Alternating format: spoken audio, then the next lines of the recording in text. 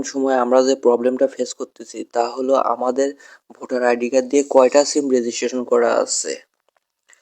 কারণ আমরা সিম কিনতে চাই একটা, কিন্তু তারা 4-5 বার করে ফিঙ্গারপ্রিন্ট নেওয়ার পরে আমাদের ভোটার আইডি কার্ড দিয়ে তারা 4-5টা সিম রেজিস্ট্রেশন করে নেয়।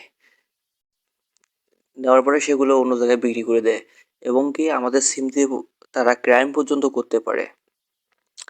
আজ আজ আপনাদের 2টা প্রসেসে দেখাবো কি আপনার আইডি কার্ড দিয়ে কয়টা সিম রেজিস্ট্রেশন করা আছে। চলুন তাহলে ভিডিওটা শুরু করি। ভিডিওটা শুরু করার আগে যদি ভিডিওটা ভালো লাগে তাহলে অবশ্যই চ্যানেলটিকে সাবস্ক্রাইব করবেন। প্রথমে আপনাদের যেতে হবে মাই জিপি অ্যাপটা ওপেন করবেন।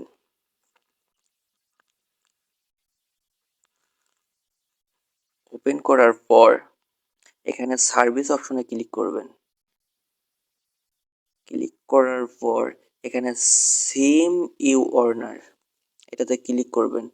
তারপর আপনাদের আইডি কার্ডের শেষের 4 ডিজিট এখানে উঠাবেন। তারপর কন্টিনিউ এ ক্লিক করবেন। তো দেখুন আমার আইডি কার্ড দিয়ে এই কয়টা সিম রেজিস্ট্রেশন করা আছে।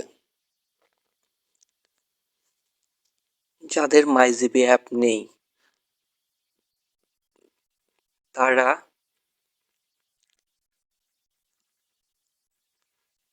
তারা ফোনের ডায়াল প্যাডে চলে যাবেন। ফোনের ডায়াল প্যাডে এসে এখানে ডায়াল করবেন *16001#। দেওয়ার পরে এখানে ডায়াল করবেন। ডায়াল করার পরে এখানে শেষের 4 ডিজিট উঠাবেন ভোটার আইডি কার্ডের, উঠে এখানে সেন্ড করবেন।